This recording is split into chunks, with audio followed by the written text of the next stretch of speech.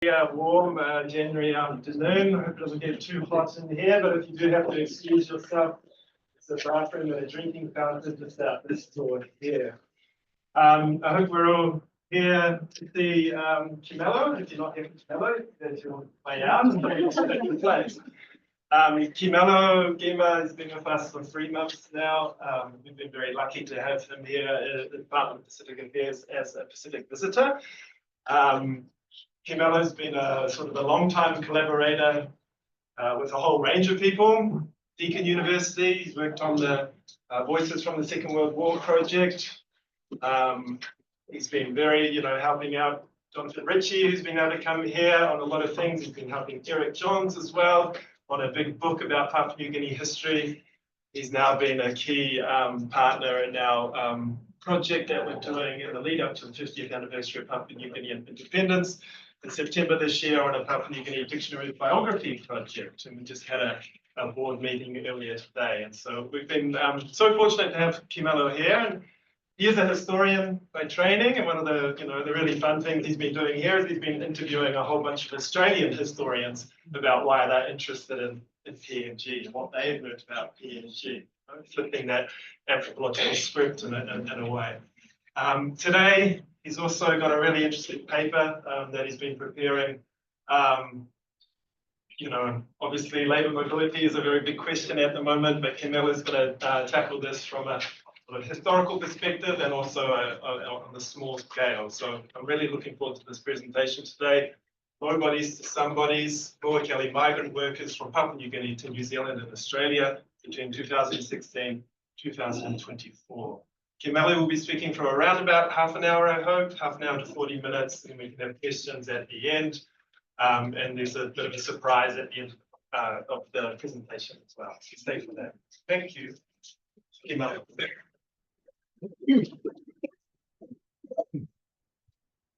Thank you, Nick, for the nice and embarrassing words. Hopefully, I will be as 50% as good as those words.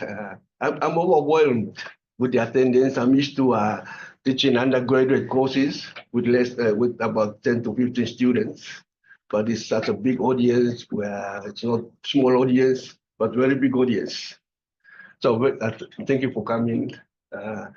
Esteemed academics, colleagues, One Talks tourists, and everyone both present. And if there's anyone online, good afternoon. Everyone. As a Pacific Islander, I acknowledge my One Talks and tourists, the traditional custodians of this land. I pay my respects to the elders past, present, and emerging. I recognize the ongoing connection of Aboriginal Torres Strait Islanders, Torres Strait Islander peoples to this country. And for the meeting place city, Canberra, I pay my respects to the elders past, present, and emerging of the Nawala and Ngambri peoples. Thank you for letting Jenny and I to stay in your beautiful country, the country of opportunities for the last 3 months. Jenny is at the corner.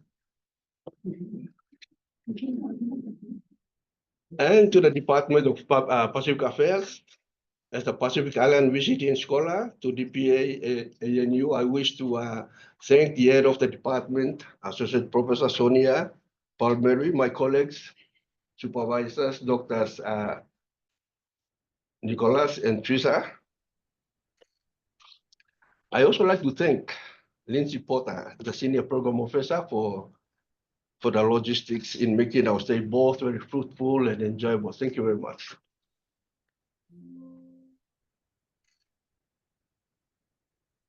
And all the lovely One Talks and tourists of DPA and wider Canberra community for the friendship and assistance you have offered in the past 3 months.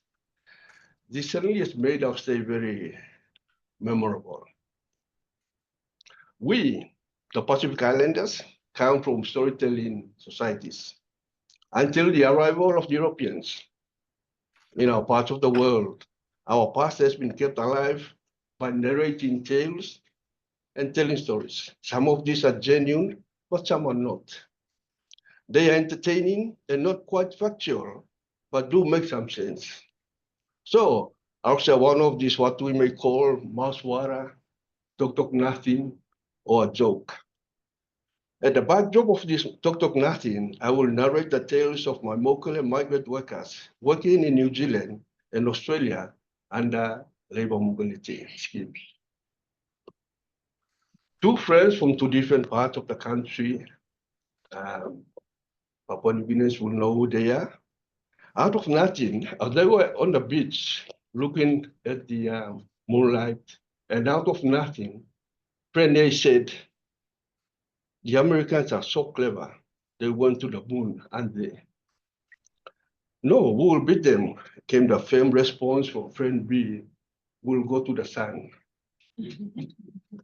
Not to be outdone, friend A came back teasingly, you will be melted even before you start. And equal to the task, friend B retorted, we are going to go in the night. There are a number of meanings to these nothings. Similarly, there are multiple interpretations on how some of these practical developmental aid projects like labor mobility and etc. offered by stronger capitalist economies entangled with global and regional order of influence can be best worked out, thought out, implemented, and utilized. People look for balances. However, it is defined based on their respective interests. It is from this setting that I will share the experiences and the narratives of the migrant workers from my island Moukele, working in New Zealand and Australia.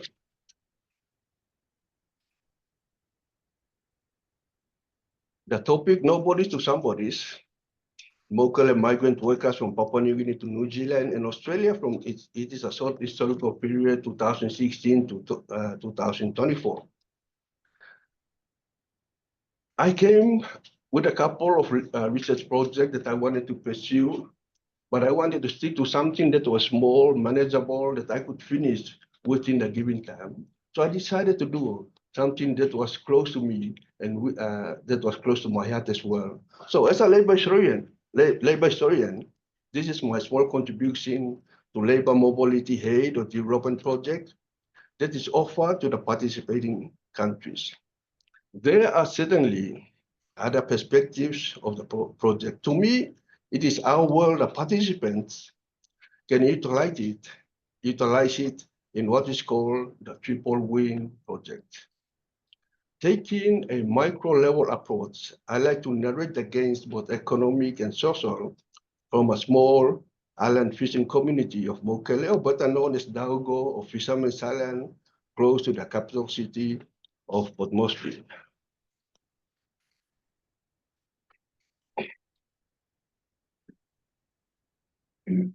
I know, and you know, everyone knows that there are genuine criticisms of the schemes, and I do not deny them, nor do I pretend that they don't exist.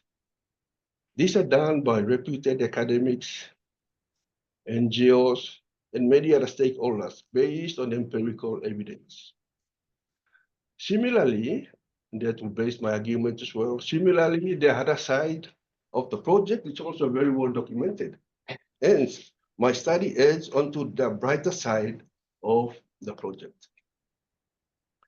The economic gains of the project by the participants transcend into a more respectable and recognizable status of the participants among their households and to a lesser extent, the community. This is the title of the paper, Nobodies to Somebodies, because of the newfound wealth in Australia and New Zealand and sharing their wealth. I think the important thing is that sharing their wealth.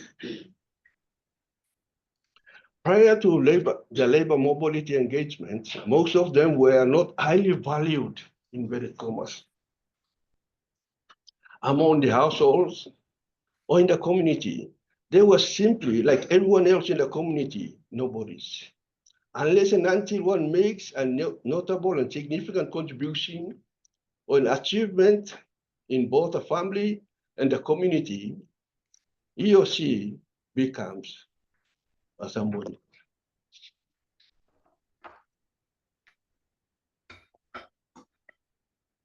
So that is Fisherman Island. Port Moresby, that one is also called Daugo or Fisherman Island. That is the island. This is the very western tip of the island, Sandy, where a lot of the city people go there for holidays and picnics. And this is where the settlement village is. And it is inhabited by the Hulas, mostly by Hulas and Alukunis who come from Central Province, the federal hub in the Vigo area. I should have put a map, a national map, instead of a provincial one. I decided to put this one up because Papua New Guinea should never be forgotten in and by Australia. If you don't know where Papua New Guinea is, maybe you should Google it. Someone said to me recently, "Kay, do you know what? We are the only people in Pacific, the South Pacific, that we bled blood for Australia." I could not make any comment on that because that person was shouting my lunch. Okay, so that's Port Moukele, about 20 to 20 kilometers from Port Moresby, 20 minutes by dinghy. Please come to, when you come to Papua New Guinea, give me a call, we can take you up there. The population is 1,500. The church, like in all the Papua New Guinea villages, they're very dominant. And in Moukele, Papua New Guinea, the church is very dominant. We have a small number of SDAs and JWs. School, we have a small school, big school since 1983, elementary classes from grade 1 to grade 8. We got one of the best, if you want, or the lowest staff to student ratio, 1 to about 15 students. And that is the lowest in most of the Papua New Guinea schools. Primary schools, you would have 1 to 40 to 50 children. But unfortunately, our failure rate is so high. Why? There are a lot of problems, but it's basically we do not value education on the island. Livelihood, fishing is the main source of income, but it is unstable. There are good days, there are also bad days. When there are bad days, it can run into a couple of days or even weeks. When that happens, there's sadness and there's instability that leads to disturbing the peace of the household. There are no gardens. In Papua New Guinea now, you see that there are a lot of small table, what we call table stores, selling everything from beer nuts to cigarettes and so on and so forth. There are a small number of workers coming into town. Specialization of labor, fishing is mostly done by men. Selling of fish is done by women, but the rules are changing now. There are now women going on fishing trips, and men are also selling their fish as well. The women are also slowly running small trade stores in the community. Now, there are 3 types of houses that we look at when we at the appropriate section, and I think that's very, very important. One is the makeshift. It's called, we call it POUTA, P-O-U-T-A, P-O-U-T-A. The second one and the third one is very good. Those are the very good houses made of very good materials. And the second one is in between a POUTA and the very good ones. POUTAs are problems. It brings in a lot of challenges. There's a lack of privacy, ventilation problems. When it's wind, when the sun wind, the sun is blown into the POUTAs.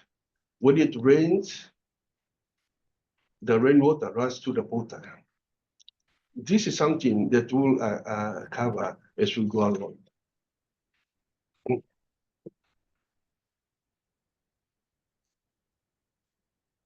My method and the core group was I set out the questionnaire. We got a small group of sons and daughters from Moukele. We call them the blessed children. And there are about 17 of them, but only 14 responded.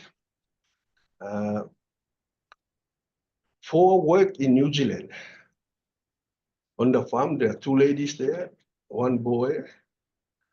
And the 4th person, a lady, was working there, but she died. And her death was unrelated to her engagement in New Zealand. There are 11 in Australia, 3 under private employment, 8 under long-term PALM visa. The 3 under private employment are the ones, for some reason, have left the PALM project. And testing time will come when the visas are up. The average age is 36. The 6 married, 18 years. 2 of my informants attained grade 12 education, 5, grade 10, and 7 did not complete. So half of them did not complete high school education. I also had informal interviews, discussions that were recorded with the parents. And that was interesting because you got to balance it where the kids were telling the truth, or where the parents were telling the truth. And I think that was very interesting. Before I did the interviews, we're talking about the ethics this morning during lunch hour. Some of the interviews were conducted through telephone. I had to make it clear that I'm doing this and that. And I'm also recording the interviews. If you're happy, we can go ahead. If you're not happy, this is where we can stop. And that's how they were very happy because they wanted their lives and the children to be documented.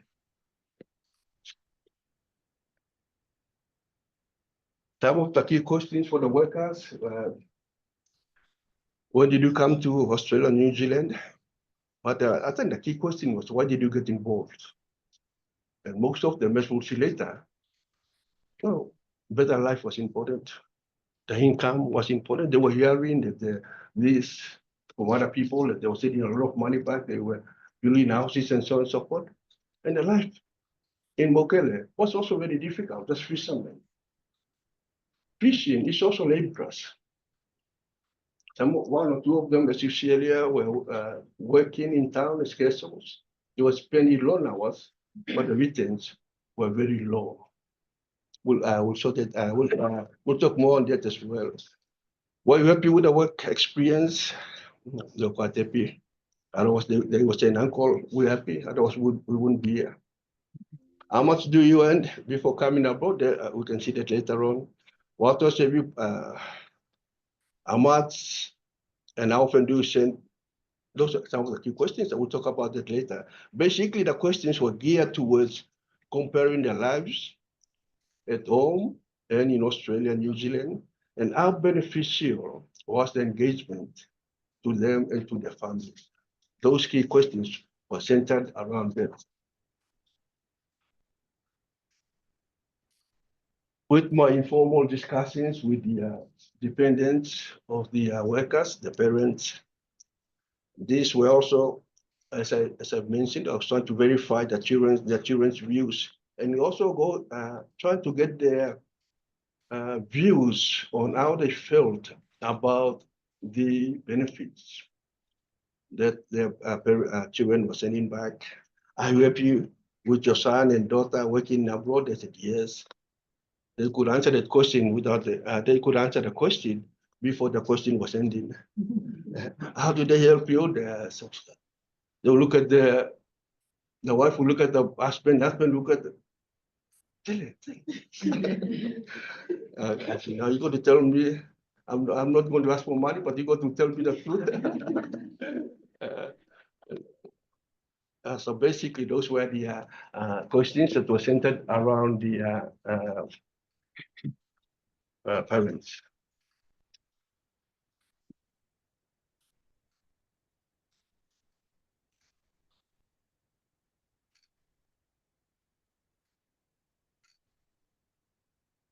key findings.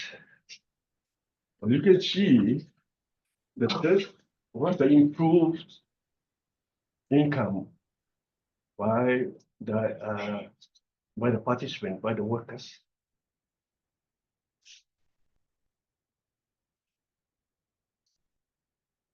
This is what they were earning in Papua New Guinea. That's average income by local children. That means that in Papua New Guinea, this is Australia minimum wage, New Zealand, and average income that is earned by the student in both Australia and New Zealand. The most significant immediate gain of the contemporary Papua New Guinea migrant workers with the Pacific Islanders and Timor-Leste workers is no doubt their weekly income earnings. This greatly enabled the workers to effectively assist their dependents. I call them Numahaura in my writing. As table shows, among the 14 respondents, 9 were fishermen, 1 employed, 1 unemployed person, 3 were employed in Port Moresby. Before the engagement in various labor scheme programs, the collective combined weekly net earnings totaled US $810. The average weekly income was $62, little more than $62. The highest an individual earned was US 100, and the lowest was US 25. That is in Papua New Guinea.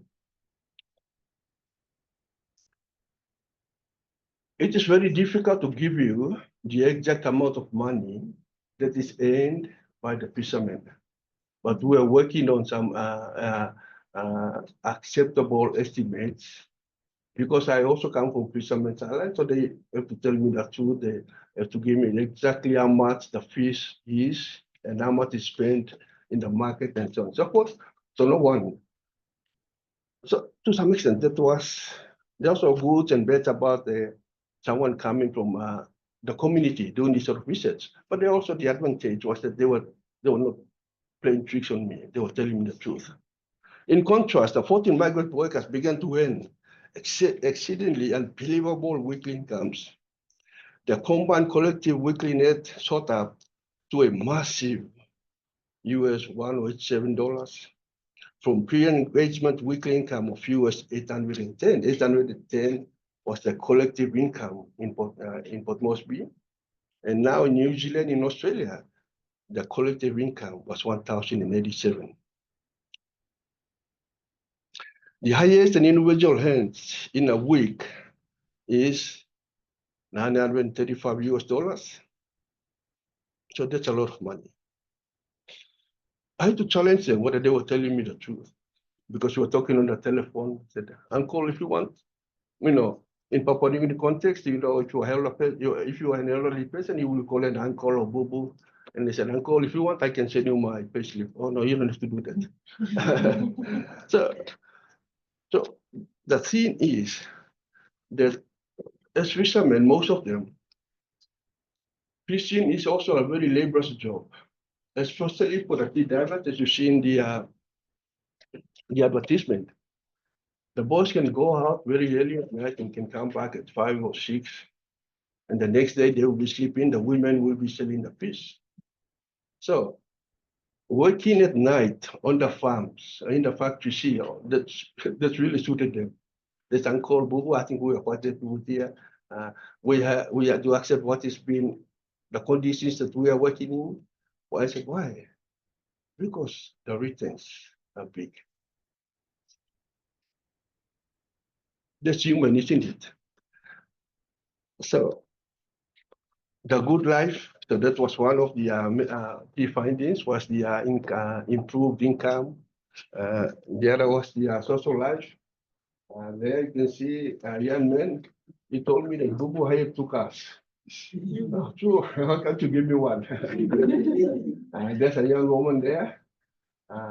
This particular lady, at grade 8, if I can say this to this audience, in Papua New Guinea, if you go to pass your grade 8 to go to high school, I told you that the failure rate is very in Moukele. This young woman repeated grade 8 2 times and did not progress. So this is a big improvement for her.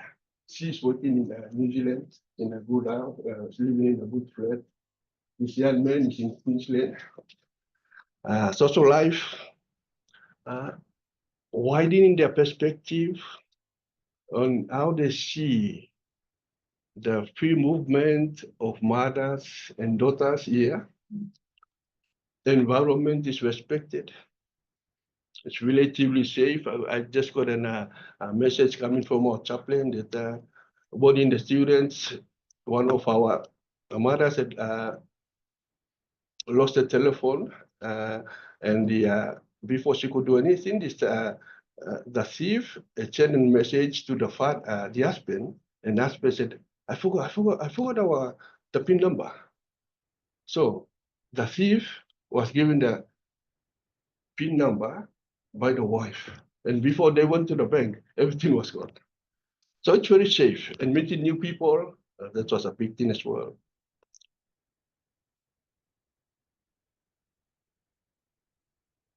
Becoming somebody's, yes. Because of the money they send back, we'll talk about later, but the reactions. One of the man said, when they're talking about this, you could feel that they were very emotional. Oh, uncle, I was 80. Do you know that? I was not doing anything. I was a troublemaker. And the family, everyone hated me. But now they are waiting for my course. When I went home, this one is a good one. When I went home, I was treated like an MP. So my fellow Papua New Guineans talk about how we treat our MPs. Village chiefs, I did not know. I did not were now bringing cooked food that I never had. I am more respected. My decisions are also considered. Now my parents are not saying any bad words like before. At home, when the son is not going fishing, there will be all sort of words flying here and there. You must go fishing, we're hungry and so on and so forth. But now they're not saying anything to me.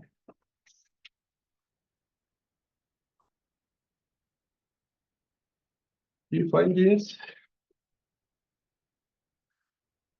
Okay. Following statements reflect the significant differences made possible by the weekly remittances of Moukele migrant workers. The money is sent back every week on average. There's someone here sends back about 287.75. That's an average weekly remittances going back to the parents. Yeah, this is the I think it's World Bank poverty line. So this is weekly remittance that is sent back. It's 287 divided by 5. So it will give them about $8 per person. And that is 6 times ahead of 2.5. So there's a great difference there if the World Bank, if we compare it to the World Bank statistics. But those are statistics. We're talking about lives. Following statements reflect the significant differences made possible by the weekly remittances of Moukele migrant workers. Okay, one of the fathers said, okay, it's a big difference because whilst they were fishing, it was quite tough just to sustain us weekly, daily, depending on our catch and weather too. So some years they were fishing in the sea and we could just only manage. When this PALM scheme was introduced, now we are able to live properly because they support us, especially financially. Life has changed now. Another father happily commented, for me, the standard of life has changed. Unlike before, I am now eating good protein. When my daughter sends me money, I can buy fresh meat and chicken from time to time. One of the migrant workers went a little bit further and stopped his parents from fishing and running their small trade store. He said that this is now my turn to look after you. They've always looked after me since I was a kid, and even when I was working. However, the father who had been brought up in the island, married, had confided on that on good days, it was very difficult to maintain the son's loving instructions. Now, this is from the young widow of 22 years since the death of her husband. She, with a mother, daughter-in-law with 3 children, have been supported by this young man. And she said, today I do not talk about anything. I have one good life and I just live peacefully. Yes, at times when my son was not fishing, I would politely ask him, aren't you going fishing? As he was the only son after his father had passed. I would say it in a way that would not upset him. One close relative of another son said, he is our main fisherman. He is our big working man. When we are not doing well and at times when we have nothing, as fishing is not always stable, we just ask him and he assists us. Another mother, emotionally headed, we were struggling, living a hard life. Once our son started working, our life changed greatly because he remits money every week, both for his wife and us, parents separately. Previously, we used to ask around to meet commitments, but not now. Once he started working, we have received blessings.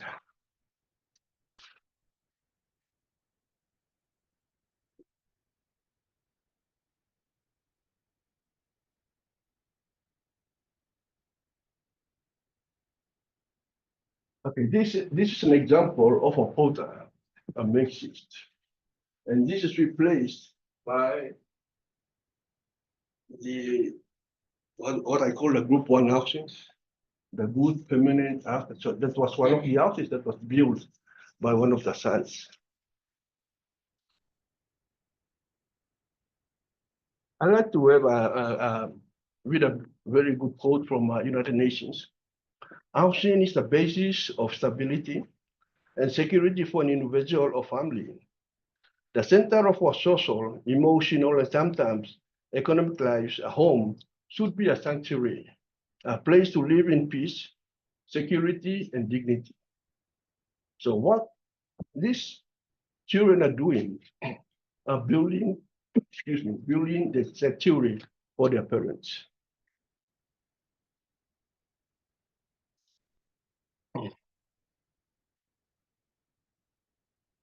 Out of the dependents said, it was tough living in a pota, especially in times of strong winds and rain. And when there was no man around, we had to run around looking for boys to help us with nailing loose corrugated iron here and there to shelter us from wind and the rain. After the wind and the rain stopped, we had to loosen whatever was nailed or tied and fasten to let the fresh air in. But now we are secured and comfortable in our new homes. There is nothing to worry about. So we can say whatever we like, but those are the. So from this group, the table is not up there. The 3 potters were replaced. There were about 4 new houses that were built, and 3 of them were potters that were replaced. So that is a big achievement for the dependents, for the participants and the dependents, and for this scheme as well.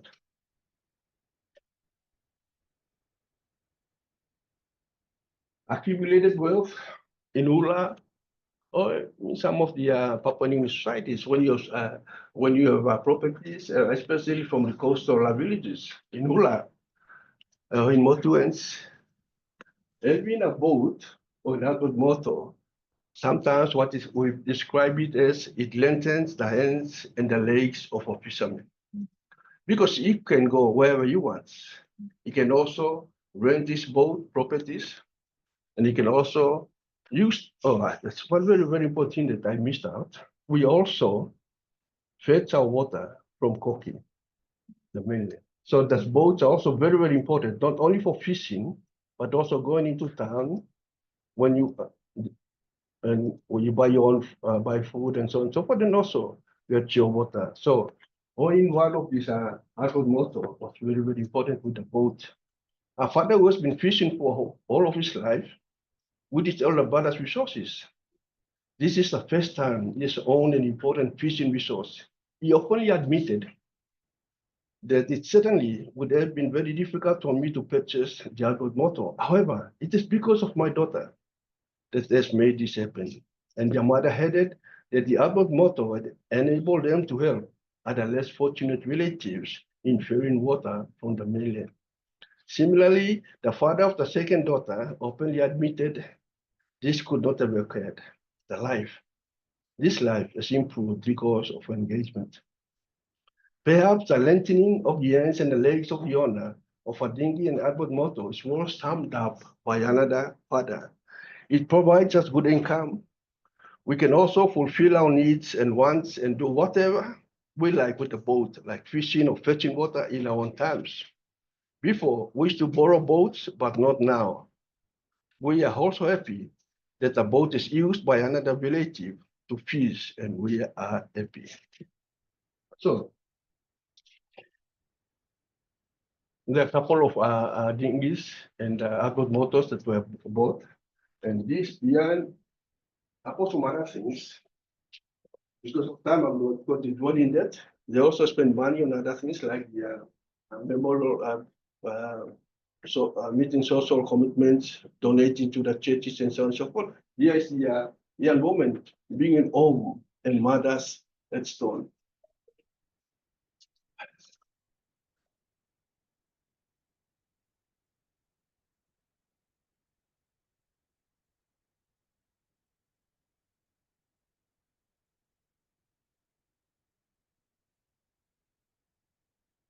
Really exploitative, modern blackbirding. Critics of the PALM program comes from two fronts. Firstly, from the host economies and in Australia, where the critical issues of exploitation are raised. They are often related to the dark days of blackbirding, the unfair working conditions and limitations of movement of the migrant workers in work and living environments. They also emerge as the negatives of this program. But unlike the last days of blackbirding, where force, cohesive, strictly means were used to recruit the Melanesians, the current migrant workers are coming willingly. I'm not saying that during the blackbirding days, there were also people who wanted to sign on. There were also people who wanted to be recruited because of the good lives. But what is happening here is people are willingly coming on board and being flown in to either Australia or New Zealand. Secondly, unlike the past, the host nations with backing or policing of the international organizations like World Bank and other NGOs do have the system in place to address these issues. No, there are problems, but they are addressed. The issue of geopolitics, who benefits. PALM schemes are touted as triple win programs that benefit the sending and receiving countries and participants. There's a quote from Conley and Petro and Christie. Economically, capitalist needs of those economies are met. Participating countries are also assisted in different ways. For example, in this microeconomic micro study. Politically, those countries consolidate their influence in the region in the face of the Chinese influence. The Chinese threat also helps the participating countries like Papua New Guinea, who has a long history with Australia. Unfortunately, the latter has not always been open to allow Papua New Guineans to work and live in Australia. We now have little more than 2,000 under PALM, and hopefully many more will come. The existing workers have a realistic chance of staying and working permanently through the Pacific Engagement Visa ballot. Perhaps PNG may thank China for fast-tracking this the PALM scheme. Labor was and will always be needed. Any form of labor is essential. It constitutes and completes the 3 or 4 vital factors of production. History shows that Pacific anti-labor was and is always essential in the capitalist economies of Australia and New Zealand. Despite the backpackers coming back in numbers in the sector, despite the backpackers coming back in numbers recently, and in the sectors that the Pacific labor is engaged, I think the participating countries still do have a strong advantage for the reasons that just been noted. The onus is on the participating countries to utilize the opportunities. The migrant workers should not only make up the economic equation, but they should also utilize the opportunities for personal development as well. Benefits and criticisms, I think it will be a bit of repetition here. I mean that genuine critics, ranging from economic exploitation to the issues of genuineness of the host nations, the participants and the dependents are benefiting greatly, as shown by the study. Without these schemes, my co-eds would still be struggling like many of the relatives left behind, but are desiring to come on board. So help us if you can to bring 1 or 2 more. It is better than nothing. Here is an area of concern. So here's an area of concern. So what you and I and many others debate the genuineness, the challenges of these schemes. We should remember 2 things. One, we talk from the comfort and the security zones provided by our work and life. We should be cautious in our approaches as we talk about the people who are struggling and trying to make ends meet. These people are grabbing the opportunities to create the security and comfort zones that you and I have. To many, if not all, whatever is provided is better than nothing. Many do question why these opportunities had not come earlier. The need was always there. But at least there's something to be rejoicing in this important 50 years of independence of Papua New Guinea. The limitations, there's a small sample of 14 participants. Papua New Guinea is diverse in traditions and culture that we know that we have about 12 million people speaking about more than 800 languages. For this study, it's too small a sample to be used for Papua New Guinea. But if there are more community studies of this sort to emerge, that could add up to that. It also has a small population, and that is also,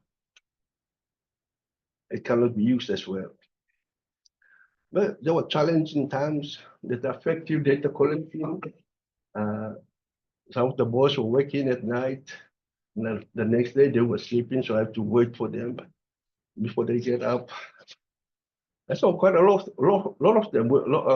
I forgot this. Quite a lot of the questionnaire were filled out over the telephone. There was only one who filled this questionnaire out. But before we could do that, there was a section where they had to agree to give their information, and they could give that over the telephone. And they were quite happy because in history for the island, there were only 2. I could tell them that we had 2 old men who had gone overseas to work, but they were not documented. This is a great chance to document your story. So they were quite happy in that regard. And I told them, you and I are doing something for our community. And that's all. Thank you very much. And can you have the sound or?